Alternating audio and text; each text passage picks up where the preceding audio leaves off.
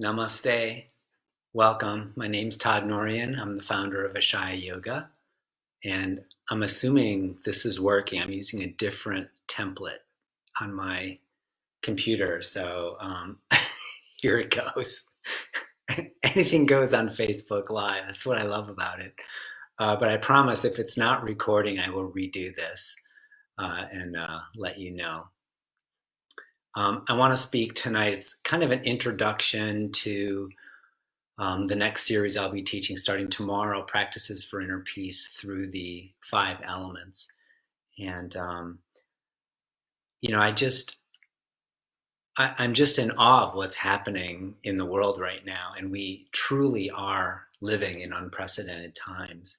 And the sense of this time, which is unknown, we don't know how long we're going to have to shelter at home. We don't know how bad it's going to get, and there's just a lot of insecurity and not knowing what's going to happen, and that can produce a lot of anxiety and a lot of fear. And so it's like I wanted to ask you, how are you dealing with it? I mean, really, our lives are changing, and the yogic question is, how are you dealing? Seriously, how are you dealing with it? And as I was reflecting on this, I think there's 2 approaches. And the first approach I don't recommend, but the first approach is to fear it and get anxious about it and really become undone inside yourself, given the unknown, given the change, given the danger of going out, given social distancing and all these new protocols that we need to do. So, you know, you can fear it, you can worry about it, but what worry produces, I call negative future predictions. Like you will not produce a positive outcome if you get really steeped in your fear, and fear tends to snowball. So when you get, give way to it, it increases. That's its nature. It's a very contractive emotion. And I would say that being afraid is the approach of being a victim of it. If you have that as one of your issues, like you just fall into the victim archetype, let's say, then perhaps that's what's happening. We need to embrace ourselves with however it is you're dealing with it is the right way to deal with it. You just need to embrace it. But of these 2 ways, fear would be a less empowering way. And then the second way, I'm going to call pivot. Pivot. Take this opportunity to make a change. There's a yogic belief I call everything in life is for your awakening. How is this for your awakening? So to actually pivot, we then turn to see, how can I use this experience to expand myself? How can I use this experience to make myself a better person? How can I learn from this? How can I gain wisdom? And how can I thrive even during this experience? I feel the guilt rising up inside of me because I've had a hard time with this. I'm going to come back to that in just a moment. So when you pivot, you're choosing victory consciousness. You're choosing to use whatever's coming to you and make the best of it. The yogi does the best with whatever we're given. So it's just an attitude shift. So I want to offer that to you. And I was thinking about the different examples. So like most of us are just sheltered at home. So, if you're with other people, is that interesting? I mean, have you even lived with your loved ones this intensely? So I imagine for families, especially parents with kids, but any families, with relatives there, like this is a new normal. Like, how do you even deal with the issues that can arise in the family unit, in the family relationship? So that can give you new awareness. you can seize this as an opportunity to get to know yourself better and get to know your loved ones better. But I also think it's certainly necessary at times, especially if you're just going stir crazy, to create healthy self boundaries. And maybe you need to um, practice giving yourself what you need. If you need peace and quiet, then you go to your room, you close the door. Or you have certain periods of your day where it's just your time. And I know parents do this all the time. It's like mommy time, and then the kids can't interrupt you. And if there's nowhere else to go, like you can't close the door anywhere, then maybe create a corner of the living room, and you just turn your back and you put a little altar there, and that's where you go to rejuvenate. I just think we need to use our creativity to come up with how can we cohabitate in such close quarters for so much time. And so that's um, something to consider. And you know, for me personally, I've been uh, kind of a monk most of my life. Even when I was married, it was I was very internal, and I always did my practice, and I always had my little chunk of personal time. So I feel like I'm on an extended retreat, and this is where the guilt comes in. So let me just guilt myself totally. Okay, can I have your permission to do that? All right. So I'm thriving. I am like having the best time of my life. And partly it's because I'm on this threshold of something new is emerging. It's the first time I've used the online technology to offer teachings. And although there are challenges in that, I'm finding it to be very refreshing. And just because it's such a new experience, and I'm on a very steep learning curve, I like being in that position of learning. But also, like, I'm taking more time for my practices. Like, I think we all have more time. I mean, really. So I'm spending a little longer time in my meditations. I'm using this time. I just finished a 2-week Ayurvedic cleanse. I use this time to, clean myself out, where I can really focus on conscious eating, uh, and then I'm making a point to exercise. So I used to swim 2, 3 times a week. The pool's closed. We're not swimming as a team. So I've got my bike, and it was like 45 degrees today. I'm good, like over 40 degrees, I'll go. And I have the right equipment. I just, dress up. It's basically the same thing I wear for cross country skiing, I'm wearing on my bike. And I had the best ride today. And on my ride, I saw a bald eagle. It flew right across the road in front of me. A bald eagle here. They're very. I mean, they're around, but it's rare to actually see them here in the Berkshires. Um, and then I'm writing. I'm using time to really, flesh out ideas. Um, so I guess like where the guilt comes in is, I feel ashamed to say that when other people are suffering so much. But then the thought occurred to me, no, we need to learn how to thrive in every situation. We do the best with what we have to deal with. So some people may thrive, other people, let's just get through this. That's their way of thriving, and that's all fine. But then I asked myself, how can I be happy when people are dying? And then it just occurred to me like, well, people have been dying for a long time. I mean, that's not new. It's just heightened during this time. Um, it's not as much as in wartime. So we can justify all that. But I think the key thing is that there's probably just as many people being born right now as well. And the reality is, people get born, people live for a while, and people die. And that cycle just keeps going. It keeps going. And it's almost like, um, I'm responsible for my own joy. We all are. And when I can take care of myself and I feel nourished and calm inside, then I have that much more to give to other people, to serve. And I think the key right now is, what can you serve? How can you serve others during this time of great need? So I think for us to be able to, give ourselves permission to thrive, we have to give up the guilt. We have to let that go. Um, does guilt really help anyone? I don't think so. It's another one of those, like, I keep myself small by guilting myself so I can't be as happy as I can be.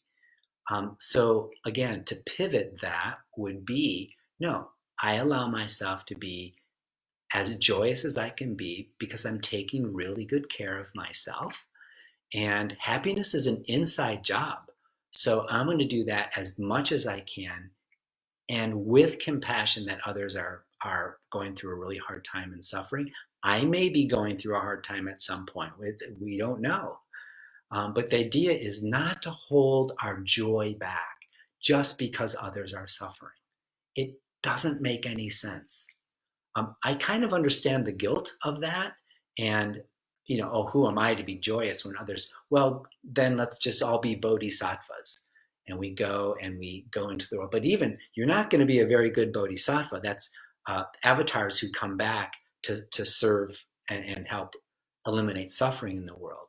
But if you let yourself suffer yourself, you're not going to be able to help others. So the whole thing is, Tantra is saying, you have to take care of yourself first, then serve others. When you fill your tank, when you are overflowing with love and energy and a vitality, then that serves everybody around you. And when you make yourself miserable, everyone gets miserable around you. When you make yourself happy, others get happy around you too. Okay. So that's not exactly what I wanted to share tonight. What I really want to share is, how can we apply the 4 essentials of Ashaya Yoga to COVID-19 to really help us with a different perspective, maybe a new matrix, a lens to look through to give us some insight during this time. So Ashaya Yoga has 4 essentials. These are the blueprints behind every asana. They also apply to the way that we are in our lives. So that's what I thought I would do. It's simple, it's very short. So the 4 essentials are open, engage, align, expand. Open, engage, align, expand. Open is related to the sky element. It refers to our capacity to open to a bigger energy. It's our capacity to remember where we came from. Where we came from the universal energy. Science can actually prove now that we come from stardust. But the idea that we're connected to something much bigger. Think of the intelligence behind what created this planet. Think of the energy that makes everything unfold in your life. We can call that grace. There's a hand of the divine behind everything. That's what's making everything happen. Or we could just say, if you're atheist, it's just happening because it's happening. That's what I'm talking about. So we want to open to that, however that's happening, energy, and remember that we're connected to it. The grace that's moving the stars and moving the planets is the same grace that's inside of you. Think of it with the analogy of the waves and the ocean. So the waves are on top of the ocean, and we are individual waves. But oftentimes we walk around thinking that we are oceanless waves. We're just separate from the ocean. But we all know that the wave is composed of the ocean. So when you remember that you're connected to a legacy of greatness, then that starts to nourish you, and it starts to fuel your perspective and your view. So the first essential is open. Let's open to a bigger energy and remember that grace flows, that we're connected to this bigger vast energy. Engage. This is related to the earth energy. And engage is about engaging with life. It's about doing the work and learning how to accept life experience. Acceptance is an energy that helps you move towards your life rather than avoiding it, rather than resisting it, rather than hiding from life. So I was thinking of the COVID virus. Instead of fearing it or avoiding it, we need to see it in reality. We need to face it. We need to learn as much as we can about it. We need to take the precautions. We need to stand up against it. We need to not fool ourselves that it's not dangerous and that it's not really happening, because it is. So engage is grounding ourselves in the reality of what is. And we do that through the process of being able to accept, because when you accept something, it draws you into the experience. It helps you to integrate it and then to find meaning and to find lessons from that. So we're either accepting something or we're resisting something. Resistance just gives rise to more resistance. It's a very contractive way of dealing with life.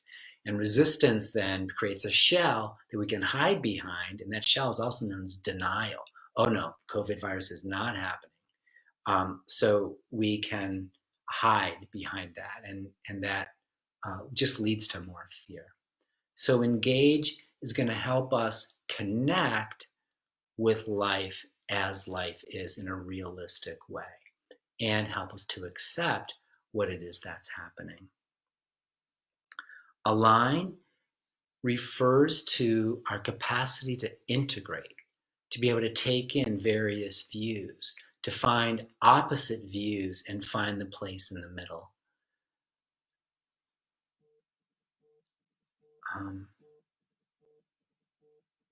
We need to find the middle ground, and the place in the middle. Sorry, my computer's making weird noises. Oh, sorry, that's my phone. um, so alignment helps us find the balance of two extremes and brings us to the place in the middle. This place in the middle is where all healing happens. To get into the place in the middle, we have to discern. We have to analyze, compare opposites, and we need to examine the extremes. So it's really a capacity of finding the place where we're stepping into the threshold, which when you're in a threshold helps you see both sides of a situation. And that's going to give us the greatest perspective. And then finally, expand. And this place of the threshold, the place of alignment and balance, place in the middle, is the heart. When we get to expand, we want to learn how to serve in the world from the place of the heart.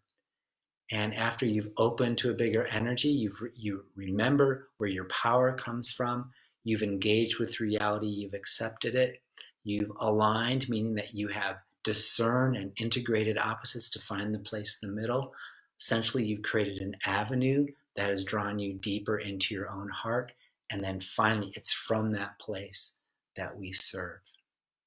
So I hope you found this inspiring, or baffling, or that it didn't make any sense at all. And you can chew on that for a while. It's such a delight to be with you.